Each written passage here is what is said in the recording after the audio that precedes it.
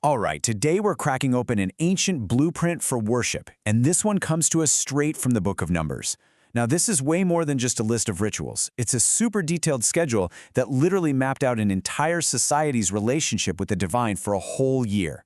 So, let's jump in and see how they pulled it off. I mean, think about it for a second. How do you schedule a meeting with the divine? It sounds like a modern question, right? We schedule everything: Zoom calls, coffee, the gym. But what if your job was to schedule that connection for an entire nation? How would you even begin to organize something that massive? Well, the answer we find in this text is a calendar, a really meticulous calendar of offerings. It's a whole system designed to create a constant, predictable, and rhythmic connection. So we're going to break this system down piece by piece to see how it worked and, what it all means. Okay, so here's our game plan. First, we'll look at the overall blueprint. Then we'll dig into the daily foundation, the absolute baseline of worship. From there, we'll see how things scale up for the Sabbath and monthly rituals, and then we'll hit the big ones, the great festivals. And finally, we'll zoom out and decode what all these details really tell us. So, first things first, we have to understand that this isn't random. Not at all.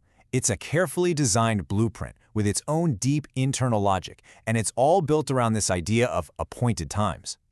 And that phrase, appointed times, is key. These weren't suggestions, like, hey, maybe stop by if you have a minute. No, this was a divinely mandated, non-negotiable schedule.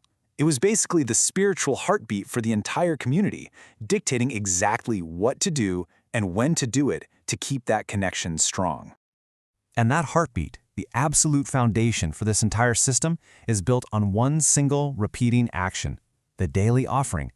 This is the constant, the thing that happens no matter what. And just look at the precision here. It's a 4-step deal. Every morning, one perfect lamb, some fine flour and oil, and a drink offering. And then, and this is crucial, at twilight they do the exact same ritual all over again. It's not a spontaneous thing. It's this perfectly mirrored procedure that bookends every single day of the year. So let's just add that up for a second. The baseline, the absolute daily cost, is 2 flawless, 1-year-old lambs, the best flour, pressed olive oil, and wine. Every single day. We're not just talking about faith here. This is a massive daily investment of real, tangible resources. This is the foundation everything else gets built on. Okay, so once you've got that daily rhythm locked in, the system starts layering more on top of it. Next up are the special weekly and monthly events, but they don't replace the daily offering, they amplify it. And this right here, this little phrase, is the key to the whole system. You see it again and again in the text. It means that the special offerings for the Sabbath or the new moon don't cancel out the daily ones. Nope, they are stacked right on top. It's all cumulative. This table just lays it out perfectly. The daily offering is your baseline, 2 lambs. On the Sabbath, you offer another 2 lambs on top of the daily 2.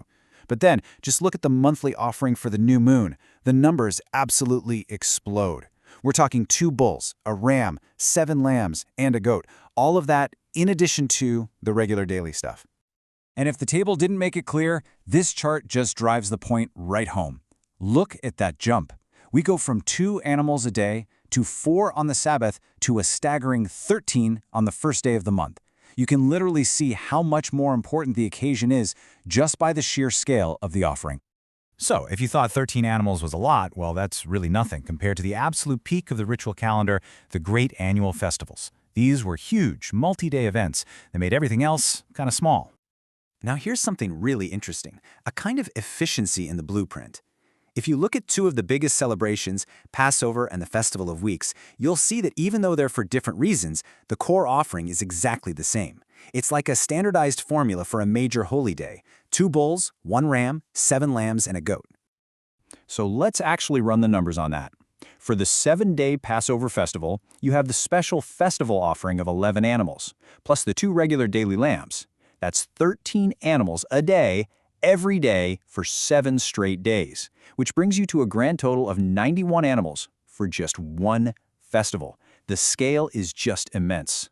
So, okay, we've seen the structure, we've seen the numbers. Now let's take a step back and ask the big question. What does this incredibly detailed system actually tell us about the people who created it? This chart is a great visual for a single festival day. And you notice it's not just about the total number, it's about the variety. You've got lambs, bulls, a ram, a goat. They each have a specific role. This system was not about close enough. Every single detail was spelled out. Nothing was left to chance. So you can really boil this whole complex system down to these four main principles. First, consistency. That daily offering is non-negotiable. Second, rhythm. A clear, predictable pattern for weeks and months. Third, escalation. The bigger the day, the bigger the offering. And finally, absolute precision. The right number, the right animal, and perfect quality. And that brings us to the key takeaway. This blueprint is so much more than just a religious text. It's an economic plan that shaped their entire agricultural year. It's a calendar that marked the passage of time. And maybe most importantly, it's a powerful statement about what this society valued above absolutely everything else. So let's just end on this question. When a society pours this much of its wealth, its resources, its time, and its energy into a single, incredibly intricate system like this, what does that blueprint really tell us about what truly mattered to them? What does it reveal about how they saw their place in the universe?